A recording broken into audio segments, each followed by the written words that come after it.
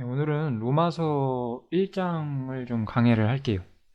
앞으로 로마서 전체 강해를 조금 천천히 해드릴 생각이고요. 우리 복음에서 가장 중요한 이 로마서 1장, 이거 한번 같이 살펴볼게요. 네. 첫 번째로 로마서의 어떤 좀 기록 목적을 좀 살펴볼게요. 제가 성경은 다 적진 않았고요. 성경은 로마서 1장 짧으니까 직접 읽어보시고 제가 말씀드린 부분 참고해서 생각 정리해 두시면 될 것 같아요. 그래서 로마서 1장 15절에 보면 이런 말씀이 나와요. 그러므로 나는 할 수 있는 대로 로마에 있는 너희에게도 복음 전하기를 원하노라. 이런 말씀이 나오죠. 그래서 바울 사도가 이 얘기를 하는 이유는 여기 말하는 이 너희가 믿지 않는 사람들이 아니에요. 이미 하나님을 믿고 예수님을 믿었던 사람들인데 그들에게 복음을 전하기를 원했다. 바울 사도가 지금 이렇게 말을 하는 거거든요. 즉 복음을 듣긴 한 거예요. 이 사람들이. 예수님께서 우리를 위하여 죽으셔서 그리고 그분께서 부활하셨다. 뭐 이렇게 전체적인 이야기를 들었어요. 그런데 그 복음이 가진 모든 의미가 완전히 드러나지는 않았던 거죠. 우리가 사도행전 보면은 예수께서 죽으시고 사흘 만에 살아나셨다라는 것만 전하잖아요. 그래서 이제 바울 사도는 예수님의 죽음과 부활이 무엇인지에 대해서 좀 더 완전히 펼치고자 하는 거예요. 이게 바로 로마서 전체의 어떤 기록 목적이라고 생각하실 수가 있겠죠.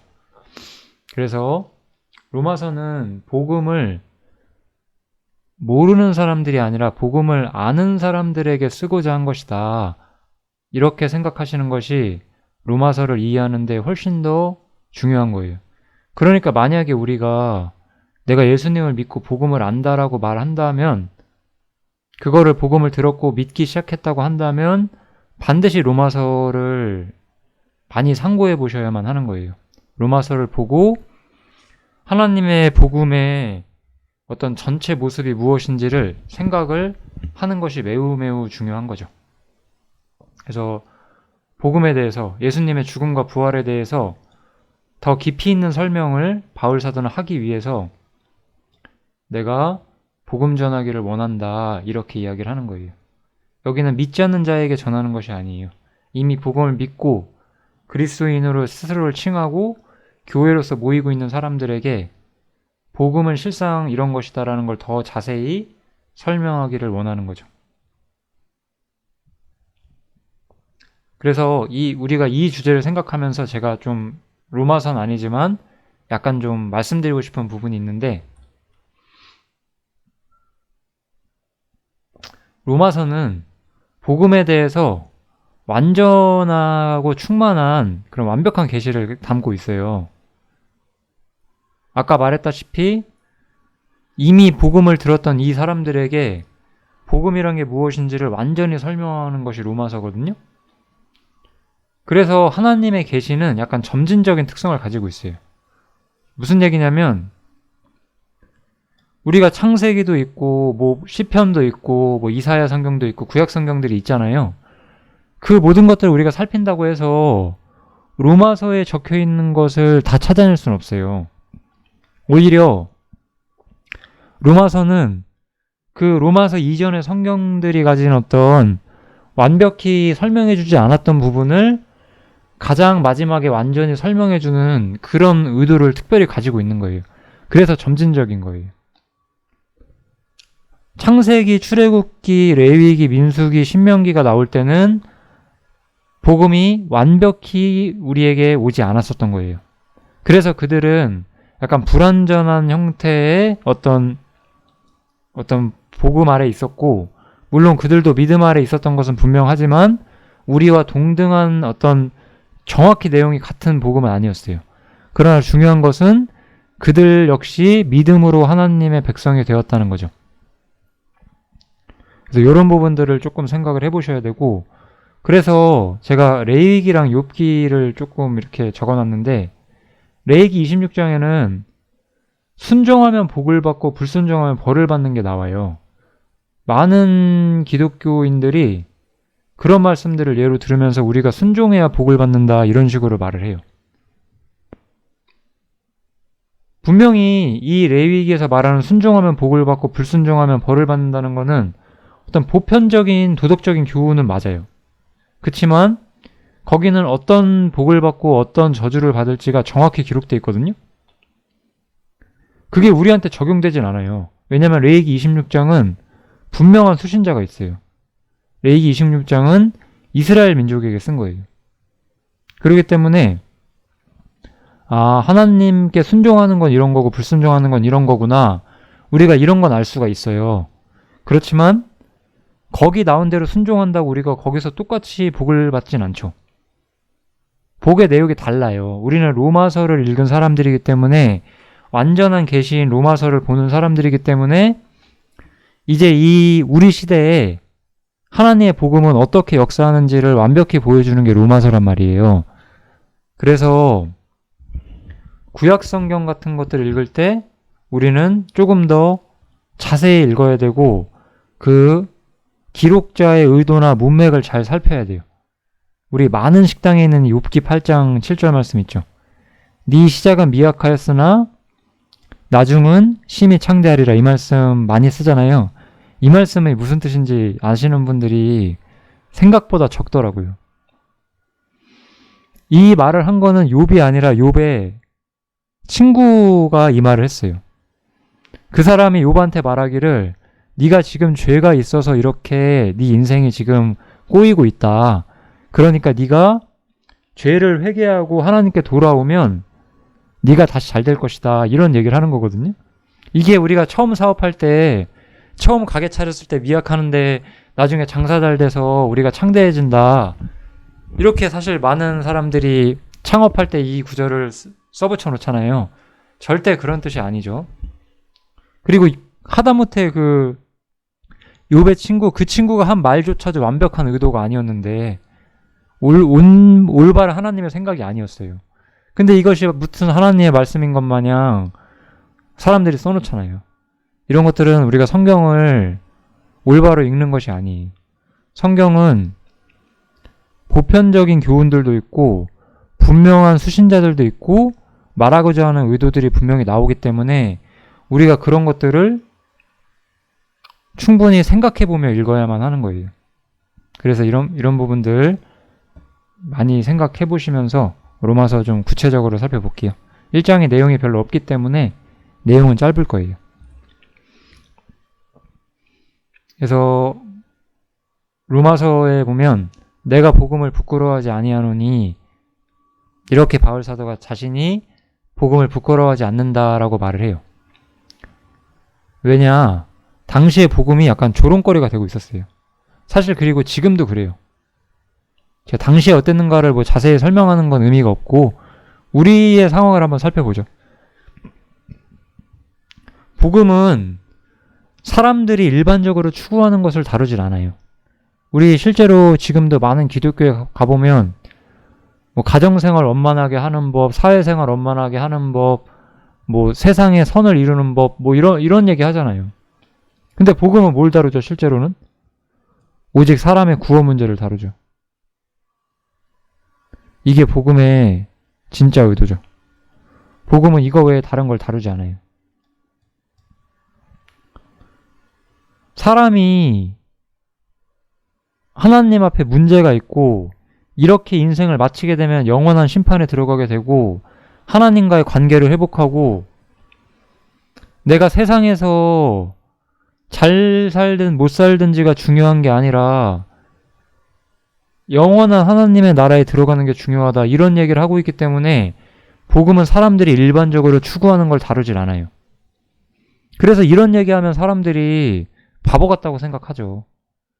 넌 뭘 그런 걸 걱정을 하냐. 죽어보지도 않았으면서 이런 얘기도 듣게 되고. 왜냐면 사람들은 이런 얘기를 하는 사람들을 이상하게 생각하니까 우리가 이런 얘기를 하면 우리를 이상하게 생각할 거라고 우리가 스스로 생각해버리고 그럼으로써 우리는 복음을 부끄러워하게 되는 것인데 복음은 우스운 얘기가 아니잖아요, 우리한테는. 그렇기 때문에 우리는 부끄러워할 필요가 전혀 없죠. 복음은 위대한 이야기를 다루고 있거든요. 그들이 알든 알지 못하든 이것은 위대한 이야기고 모든 사람의 구원 문제를 다뤄요. 사람들은 이 구원의 메시지, 이 하나님의 복음 메시지를 전혀 이해하지 못하고 살잖아요. 그렇지만 우리한테 이 하나님의 복음은 너무나 중대한 주제고 부끄러워할 필요 없이 우리가 기회 될 때마다 전해야 되는 그런 주제들이겠죠. 그래서 바울사도는 자신이 복음을 부끄러워하지 않는다. 왜냐하면 이것이 모든 믿는 자에게 구원을 주시는 하나님의 능력이 된다. 이렇게 이야기를 하는 거예요. 이 복음은 모든 믿는 사람들에게 그 하나님의 구원을 주는 거죠. 예. 이게 얼마나 대단한 거예요. 근데 세상 교회들은 안 그러잖아요. 당장 우리 CBS 틀어봐도 진짜 우스운 얘기들만 해요. 근데 사람들은 그런 걸 좋아하고 이런 우리 영혼의 문제를 이야기하면 조롱하죠.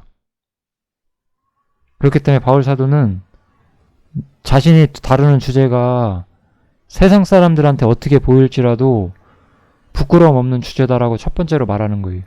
이것만 봐도 우리의 복음이 너무나 선명하고 중요하고 어쩌면 세상 사람들에게 조롱될 수 있지만 확실한 주제라는 거 우리가 알 수 있죠. 잘못된 교회 사람들은 이런 거 안 말하거든요. 그 사람들은 사회에서 우리가 어떻게 그들과 조화를 이룰지 이런 얘기 하거든요. 우리는 그런 거 신경 안 쓰잖아요. 왜냐? 우리는 복음을 부끄러워할 필요가 없고 사실 그들이 말하는 그런 주제들에 관심이 없잖아요. 그래서 그런 거겠죠? 그래서 이 복음에는 또한 하나님의 의의가 나타난다고 말해요. 이 하나님의 의의가 무엇인지는 오늘 1장에서 설명하진 않겠지만 어쨌든 이 의라고 하는 것이 믿음으로 말미암아 주어지게 된다는 걸 이야기를 하고 있고요. 그래서 우리가 복음이라는 것을 믿어야 한다고 이야기를 하는 거죠. 율법은 행위를 요구해요. 그래서 사람들은 복음을 오해하는 사람들은 우리가 뭘 잘 행하고 우리가 어떻게 해야지 구원 얻을 수 있다고 착각할 수 있지만 복음은 믿음으로 의롭게 되는 거죠. 그래서 이 하나님의 의로우심이 나타나서 이 하나님의 의로우심이 우리를 구원에 이르게 한다. 이런 이야기들을 조금씩 달아줘요. 그래서 복음 전체에 대한 약간 좀 넓은 이야기를 하고 있고 이제 로마서 1장 19절 정도부터 좀 선명한 주제를 다루기 시작을 해요. 그래서 첫 번째로 다루는 것이 바로 하나님의 진노예요.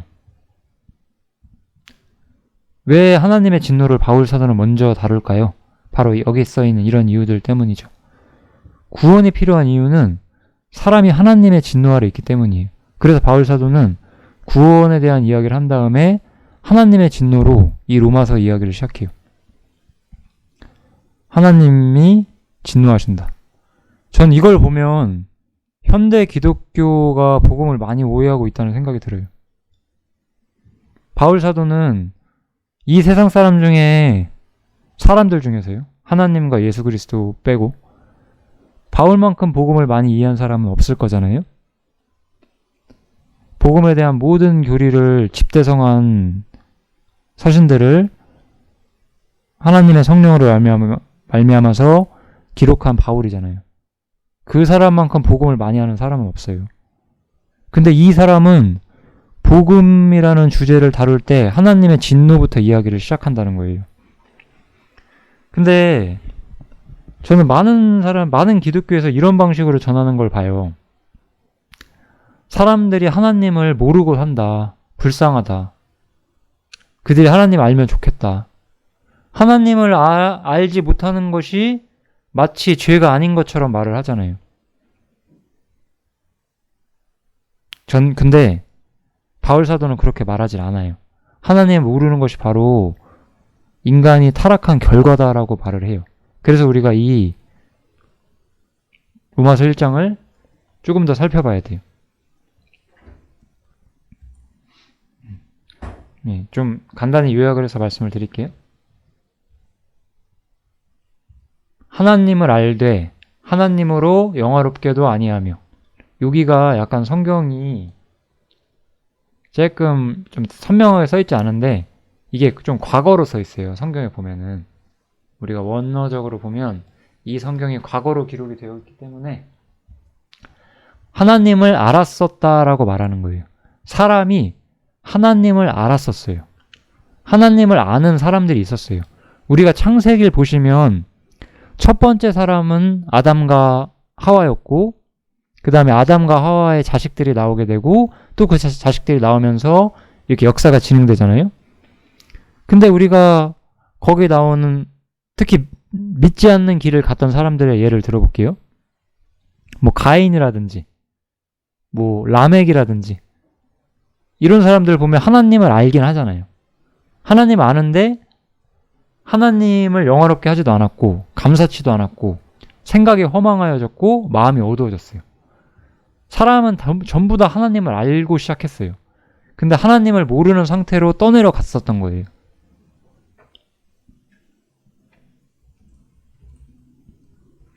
이들은 마음에 하나님 두는 것을 싫어했어요.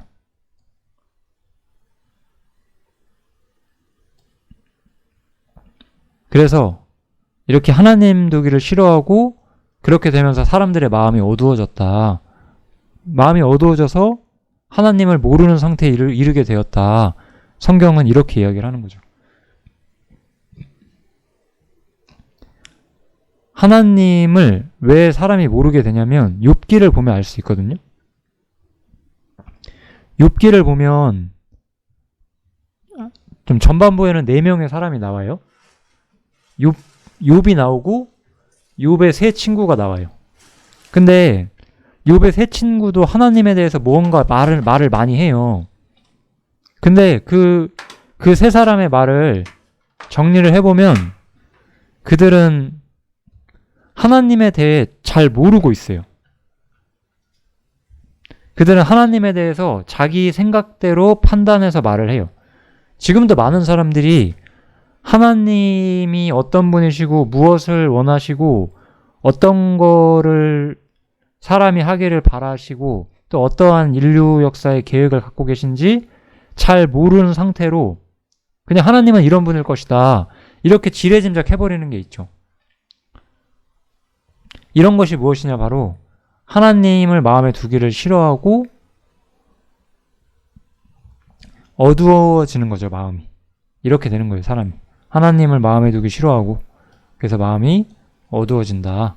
이런 일들이 인류 역사의 인류 역사가 진행되면서 사람들이 하나님을 모르는 상태로 되는 거죠. 세계사에 보면 종교가 발전하면서 유일신 사상이 생겼다고 하는데 이거는 완전히 인간의 상상이죠. 원래 사람은 하나님을 알았었다가 하나님을 모르는 존재로 이렇게 하락하게 되면서 우상숭배가 나오게 되고 다신교라는 게 나오게 된 거예요. 그래서 사람은 스스로 지혜 있다 하나 우준하게 돼요. 사람이 얼마나 이 세상에서 사실 얼마나 많은 지식이 있는 척, 뭐 대단히 똑똑한 사람 아니더라도 그냥 이 세상 다른 짐승들에 비해서 인간이 얼마나 많은 걸 아는지 그러면서 다 자기 생각에 오르는 대로 살잖아요. 그런데 이렇게 스스로 지혜 있다 하고 말하면서 실제로는 우둔해져요, 사람이. 그래서 이 우둔해진 결과가 무엇이냐? 하나님을 모르는 상태로 전락해버리는 거예요. 이게 바로 우둔해진 상태예요. 우리 세상 뉴스 보면, 뭐 TV 보면 얼마나 똑똑한 사람들 많아요. 정치계, 경제계, 문화계, 뭐 어디를 봐도 뭐 특히 학문 이런 데 얼마나 정말 똑똑하고 대단한 사람들이 많나요. 근데 바울 사도의 눈에는 하나님의 눈에는 그런 거 다 중요하지 않았어요. 마음이 우둔해져서 하나님을 모르는 상태로 전락해버린 게 인간의 진짜 상태거든요. 이런 걸 보면 사실 정말로 교만은 패망의 선봉이라는 이 잠언의 말씀이 얼마나 진실한 말씀인가를 생각해 볼 수 있어요. 인간은 스스로의 지성을 자랑하죠. 그런데 실제로는 완전히 어리석은 존재가 되어 있는 거예요, 지금. 마치 이 세상이 정말 전부인 것 마냥. 하나님은 지금 이렇게 하나님이 존재하지 않는다고 믿는 세계, 이런 세상을 만들어버린 사람들을 어리석다고 생각하시는 거예요. 그런데도 우리는 말하죠. 저들이 하나님을 몰라서 저렇게 된다고. 뭐 그것도 어느 점에서 맞는 부분이 있어요. 그렇지만 복음은 그렇게 전하는 것이 아니에요. 인간이 절대적으로 자리를 떠나버렸다. 성경은 이렇게 이야기를 하거든요. 그래서 좀 제가 좀 정리를 했어요. 그래서 타락 역사가 이렇게 점진적으로 진행되는데, 그래서 하나님께 감사치 않는 걸로 시작을 하죠. 그래서 생각이 허망하여지죠. 마음도 어두워지고요.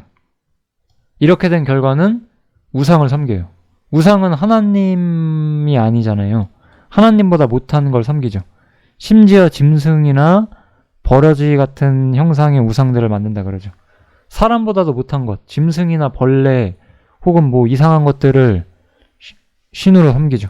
이런 걸 우상이라고 하는 거예요. 이렇게 사람이 우상을 섬기면서 인간의 도덕성에도 부패가 따라오게 된다. 이렇게 이야기를 하고요.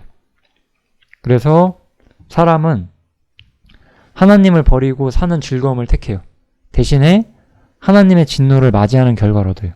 우리는 이 부분만 확실히 전해주면 돼요.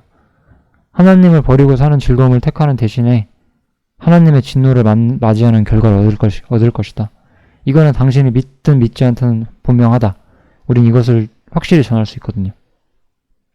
그래서 사람은 이런 상태에서 하나님도 모르고 자기가 누군지도 모르고 어디서 와서 어디로 가는지도 모르고 그냥 자기 생각대로 사는 거예요. 자기 생각대로. 그냥 자기 생각대로요. 뭐 되게 나쁜 짓 하면서 살기 때문에 죄인인 것이 아니에요. 자기 속에는 옳게 생각되는 대로. 노아의 때 사람들이 어떻게 죽었다고 해요? 시집가고 장가가다가 먹고 마시다가 하나님의 심판이 임했다고 하잖아요.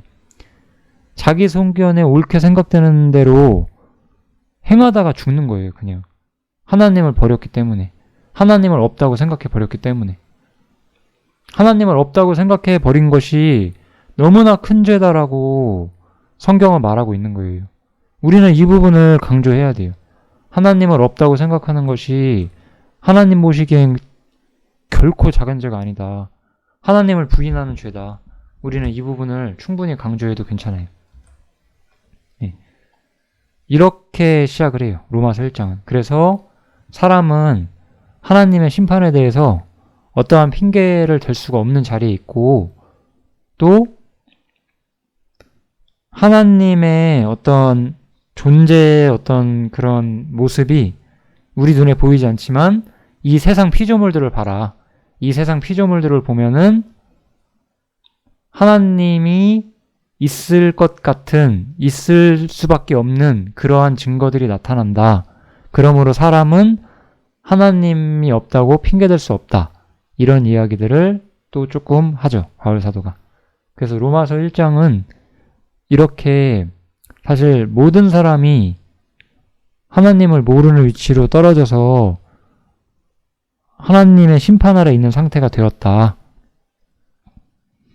이 하나님이 창조하신 모든 만물에 하나님이 살아계심이 보임에도 불구하고 사람은 그 부분을 보고 하나님을 생각하지 않고 오히려 하나님을 마음속에서 지워버리고 자기 맘대로 살다가 심판에 떨어지게 되었다. 이렇게 이야기를 하는 거죠. 그래서 로마서 1장은 여기서 좀 마치겠고, 또 다음 장들 계속 나오시면 계속 들어주시면 감사하겠습니다.